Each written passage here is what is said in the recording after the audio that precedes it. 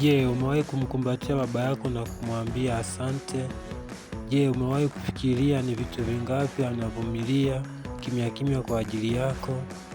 Ila na kuomba jiunge nami kwa kubonyeza neno subscribe, kisha ushare kwa marafiki zako video hii. Leo hatuzungumzii tu kuhusu baba kama mzazi, tunazungumzia shujaa anayelia moyoni lakini anatabasamu mbele ya familia. Kwanza nikikujuza baba ni nani. Baba ni mtu anayebeba majukumu mazito bila kulalamika.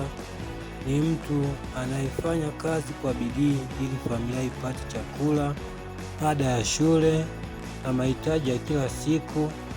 Wakati mwingine baba huonyesha hisia kwa maneno mengi, lakini matendo yake yanasema zaidi ya maneno.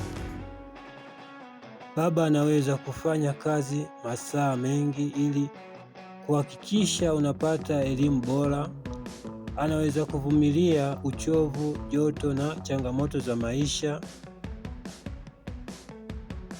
lakini akirudi nyumbani anataka tu kuona familia yake iko salama.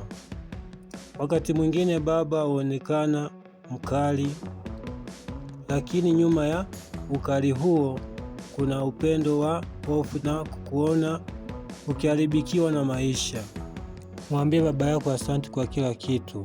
Na kama umejifunza kitu leo hii, gonga like, subscribe, share video hii ili ujumbe huu wafikie wengi zaidi.